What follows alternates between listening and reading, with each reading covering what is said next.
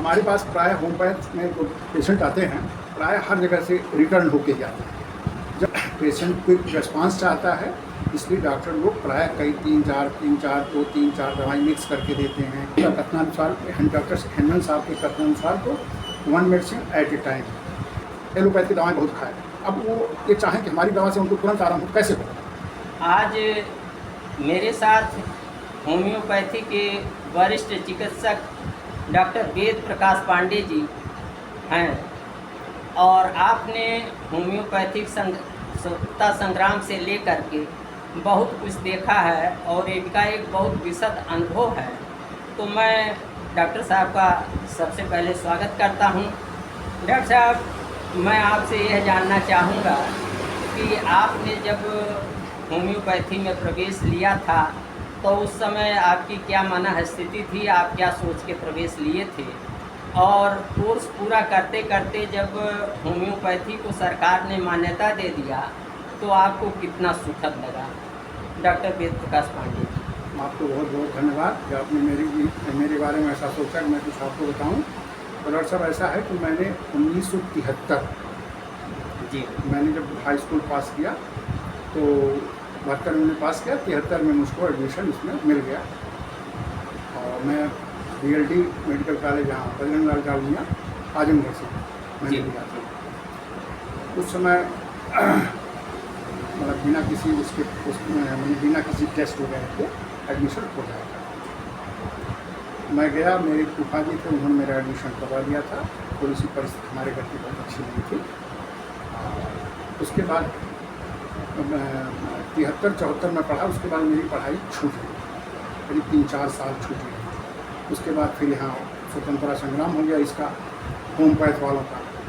इसमें हम लोगों ने बड़ी तगड़ी लड़ाई लड़ी 77 से लेकर के 74 का 75-76 से लेकर के 78-79 तक ये रहा। हालांकि मेरा बहुत सहयोग नहीं रहा उसमें, लेकिन फिर भी मैं लोगों के साथ जाता था। मैं बंद तो मैं नहीं हुआ, मैं भाग आया था, लेकिन ये रहा मैंने जाते थे हम लोग लखनऊ में, अच्छा प्रदर्शन होता था, भीड़ भाड़ होती थी, बच्चे सब जुटते थे, पुलिस मैंने परेशान भी हम लोग बहुत करते थे।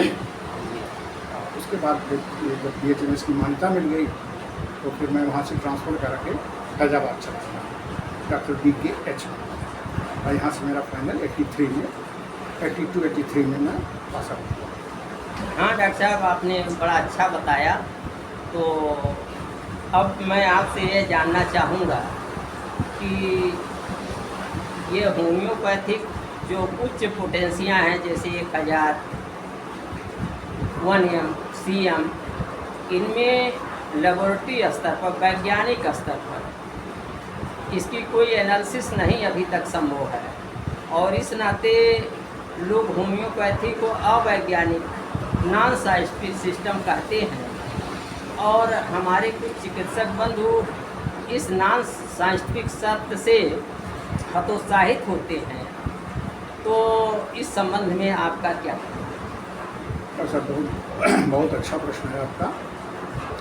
इसके बारे में तो कुछ कन्फर्म कहा ही नहीं जा सकता। जो उस पर प्रिंट हो गया कोई हम लोगों को मान लेना पड़ता है, और यह सत्य है कि हमारे पास इसका कोई ऐसा फार्मूला नहीं है कि हम यह जांच कर सकें कि 1M है, CM है, मतलब 50M है, 30 है, ऐसा कोई फार्मूला है नहीं। हम उसी को मान लेते हैं जो उस पर हमारे मेडिसिन वाले बॉक्स पे प्रिंट रहता है। अब इसके बारे में डॉक्टर साहब कुछ बहुत बढ़िया कहा नहीं जा सकता। कोई एथेंटिक मामला, कोई एथेंटिक चीज़ नहीं नॉलेज में है। तो यहाँ मेरा सुझाव ये है कि आप आए दिन व्यवहार में देखते हैं कि आप तमाम रोगियों को ठीक करते हैं, होम्योपैथिक से जटिल, असाध्य से असाध्य, और रोगी भी देखता है हम ठीक हो रहे हैं। तो यही इलेक्ट्रो होम्योपैथी की सुंदरता है, विशेषता है। और मैं समझता हूँ कि अगर होम्योपैथिक डाइल्यूशन में औषधियों का डिटेक्शन नहीं हो पा रहा है आज तक, तो इसे हमें अपना कमी ना मान करके यह मानना चाहिए कि हमारी होम्योपैथी इतनी गहरी है, इतनी ऊंची है, इसके आयाम इतने भारी हैं कि आज आधुनिक विज्ञान के लिए इसको डिटेक्ट कर पाना संभव नहीं है, और मैं समझता हूँ कि अभी विज्ञान को और उन्नत करना पड़ेगा और निकट भविष्य में इस होम्योपैथिक डाइल्यूशन को लेबोरेटरी स्तर पर भी प्रूव किया जा सकेगा। लेकिन जब तक प्रूव नहीं किया जा सकता है तब तक हमें यही जानना है कि हमारी दवाएं कार्य करती हैं और पूरे उत्साह से, और इसे हमें अपनी कमी नहीं मानना है।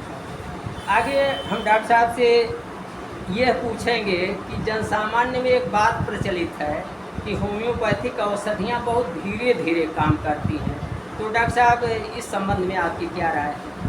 हाँ डॉक्टर साहब, ऐसा है हमारे पास प्राय होम्योपैथ में जो पेशेंट आते हैं प्राय हर जगह से रिटर्न होके ही आते हैं। जब उतने क्रॉनिक हो जाते हैं, पुराने हो जाते हैं, देर हो जाती है उनको हम लोगों के पास आते आते, तो थोड़ा टाइम लगता है। लेकिन ऐसा नहीं कि हमारे पास नया पेशेंट आया और तुरंत आया तो उसको देर लगती है, तब हम लोग भी उसको बहुत अच्छा ट्रीटमेंट देते हैं और बहुत तुरंत फ़ायदा होता है। लेकिन हम लोग पास अब जैसे डॉक्टर साहब, हमारे पास एक डॉक्टर साहब आते हैं, उनको ट्यूमर हुआ है ब्रेस्ट, 8 साल से एलोपैथ की दवाएं बहुत खाए। अब वो ये चाहें कि हमारी दवा से उनको तुरंत आराम हो, कैसे हो? बाकी कोई दिक्कत नहीं है, हमारे पास पेशेंट ही लेट में आते हैं। ऐसा नहीं है कि हम लोग देर में देते हैं, देर में ठीक करते हैं। दवाएं हमारी फ़ायदा करती हैं। थोड़ा सिम्टोमेटिक होता है, अगर हमको हमारा पेशेंट कोऑपरेट करता है, सही से हम जो जानना चाहते हैं वो बता लेता है, तो हमारी दवा उसको ऐसा नहीं कि एलोपैथ से देर में रिस्पांस देगी, अच्छा रिस्पांस देगी। तो डॉक्टर साहब का कहना बहुत ठीक है कि अगर हमारी दवाएं होम्योपैथिक सिलेक्ट हो जाती हैं तो देर नहीं करती हैं, बढ़िया काम करती हैं, और हर जगह से लौटा मरीज होता है तो उसे हम ठीक करते हैं जो अन्य चिकित्सा पद्धतियों में नहीं ठीक हो सकते हैं। तो बहुत अच्छी जानकारी दिया। अगला डॉक्टर साहब से मेरा प्रश्न ये है कि आजकल होम्योपैथी में एक से अधिक औषधियों के देने का चलन बढ़ गया है, जबकि होम्योपैथी में एक से अधिक औषधि देना महात्मा हनीमैन ने, इसके जन्मदाता ने निषिद्ध किया था। तो डॉक्टर साहब इस बिंदु पर कुछ प्रकाश डालें। डॉक्टर साहब बहुत सही कहा आपने। होम्योपैथ का सिद्धांत तो 1 मेडिसिन एट ए टाइम है, लेकिन आज चूँकि पेशेंट क्विक रिस्पांस चाहता है, इसलिए डॉक्टर लोग प्राय कई 3-4 दवाएं मिक्स करके देते हैं, या 3-4 दवाएं दे देते हैं। लेकिन उसमें कुछ लोग ऐसा भी करते हैं कि दवा एक देते हैं और बाकी थोड़ा करने के लिए ORS या वगैरह कुछ न कुछ प्लेसिबो टाइप का भी देते रहते हैं साथ, for the satisfaction of patient. तो डॉक्टर साहब आपने इस बारे में अच्छी जानकारी दिया, और अब मैं आपसे जानना चाहूँगा कि जैसे जहाँ तक मैं जानता हूँ होम्योपैथिक औषधियाँ 200 पावर की सप्ताह में दी जाती हैं, 1000 पावर की 2 सप्ताह में दी जाती हैं, NM और CM की महीने में दी जाती हैं। और यह भी कहा गया है होम्योपैथी में कि दवा की सूक्ष्म से सूक्ष्म मात्रा दिया जाए। लेकिन आजकल मैं देखता हूँ सोशल मीडिया पर ऐसे भी हर कहीं देखने में आता है कि लोग कहते हैं कि 5-5 बूंद लीजिए, 10-10 बूंद लीजिए, 3-3 बार लीजिए, 1000 या CM पावर की दवाओं को 4 बार लीजिए, महीने में 3 बार लीजिए। तो इस बारे में थोड़ा सा प्रकाश डालें। डॉक्टर बिल्कुल सही कहा आपने। डॉक्टर साहब का कथनानुसार, डॉक्टर हेमन साहब के कथनानुसार तो 1 मेडिसिन एट ए टाइम, और 30 की भी एक दिन में एक ही बार दिया जाए, और 200 के हफ्ते में, 1M की 15 दिन में, ऐसा बिल्कुल सही है। लेकिन एक डॉक्टर थे डॉक्टर मगन भाई लाल, वो मतलब वो प्रैक्टिस उन्होंने गुजरात में किया, बॉम्बे में किया, और वो 1M की फ्रेंसी को दिन में 4-4 बार खिलाते थे और बहुत अच्छा पेशेंट को रिस्पॉन्स मिला। तो उनको भी देख करके कुछ लोग अब अपने प्रैक्टिस में चेंजेस करने लगे। तो 1M की दवाई 4 बार 5 बार रोज़ खिला रहे हैं, कोई दिक्कत नहीं, पेशेंट को रिस्पॉन्स हो रहा है, लोग देते जा रहे हैं। लेकिन यह होम्योपैथिक के नियम के विरुद्ध है, इसमें 2 राय नहीं। डॉक्टर साहब, डॉक्टर हेमन साहब का जो कथन है उस नियम से ये नहीं है। लेकिन डॉक्टर मगन भाई लाल बहुत अच्छे प्रैक्टिशनर थे और वो ऐसा ही करते थे।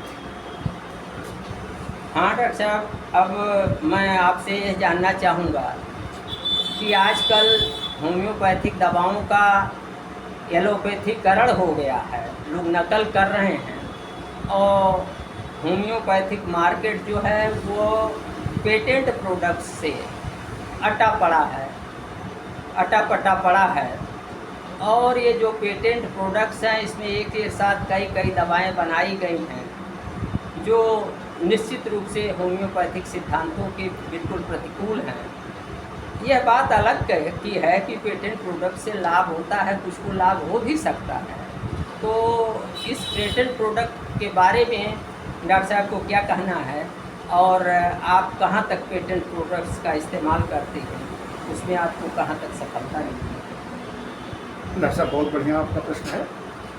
पेटेंट प्रोडक्ट्स को मैं 100% अवॉइड नहीं कर पाता हूँ। दो एक बार जैसे मान लिया कोई पेशेंट आ गया, कहा कि उनको भूख कम लग रही है, अल्फा दे दीजिए दे दीजिए, लेकिन ये तो सत्य है कि डॉक्टर साहब पेटेंट से उतना फ़ायदा नहीं होता, केवल मेंटली सेटिस्फाई होता है पेशेंट, और मतलब मेंटली ज़्यादा सेटिस्फाई होता है, उतना रिस्पांस नहीं मिलता। बस ये है कि मतलब उसको ले, जब मरीज़ मांग रहा है, डॉक्टर पी करता है, चलो भाई ले जाओ अगर मांग रहे हो, लेकिन यह है कि अगर खाली हमारी दवा दी जाए तो उससे ज़्यादा बढ़िया रिजल्ट आएगा बनस्पत पेटेंट। डॉक्टर साहब, अंत में आपका इतना भारी अनुभव है, इतने वर्षों का अनुभव है, तो सारी तो यहाँ नहीं चर्चा किया जा सकता, लेकिन अपने जीवन का एक दो एग्जाम्पल हमारे दर्शकों को आप दें, जहाँ आप यह भी बताएं कि किन औषधियों को दे करके आपने मात्र एक दो इंस्टेंस आप बताइए जो आपको बहुत अच्छा लगा हो, बहुत बढ़िया से ठीक हुआ हो। तो ऐसा एक या दो इंस्टेंस हम डॉक्टर साहब से कहेंगे अपना शेयर। हाँ ठीक है डॉक्टर साहब ने बहुत अच्छा पूछा। एक मेरा है डॉक्टर साहब, मैं एक पेशेंट मेरे पास आई, वो गॉल स्टोन की पेशेंट थी। उसको संयोग से उसको एड्स भी था। उसको कई डॉक्टर, किसी डॉक्टर नाम नहीं बताएंगे, कई डॉक्टरों ने उसको रिफ्यूज़ कर दिया था कि हम नहीं इसको ऑपरेशन कराओ। और चूँकि एड्स की पेशेंट थी, ऑपरेशन करा नहीं सकती थी, मेरे पास आई बस्ती वाली क्लिनिक पर। हम दो जगह बैठते हैं सर, पुसौरा में भी और बस्ती में बैठते हैं। तो बस्ती वाली क्लिनिक पर हमारी आई, उसने कहा, उसने हमको बताया नहीं कि मुझको एड्स है, लेकिन जब मैं उसको देखने लगा उसने कहा सर दवा चाहे जितनी लगे कोई दिक्कत नहीं है, टाइम चाहे जितना लगे, मुझको ठीक कर दिया, ऑपरेशन न कराना पड़े। मैंने कहा देखो टाइम बहुत लगेगा, ठीक हो जाओगे आप। कैसे ठीक है सर। मैंने उसका 2 वर्ष ट्रीटमेंट किया और दवाएं मैंने उसको चेरिडोनियम, कार्डिवस और ये हाइड्रेस्टिस, यही 3 दवाएं मैं उसको देता था, बर्वेरिस भी देता था, और हफ्ते में एक बार उसको मैं चाइना 200 की देता था। इसी से वो मेरी पेशेंट लगभग 1.5 से 2 वर्ष में एकदम चंगी हो गई। मैंने गॉल स्टोन एकदम गायब हो गया। और वो पेशेंट मेरे पास, उसने कई पेशेंट भेजे।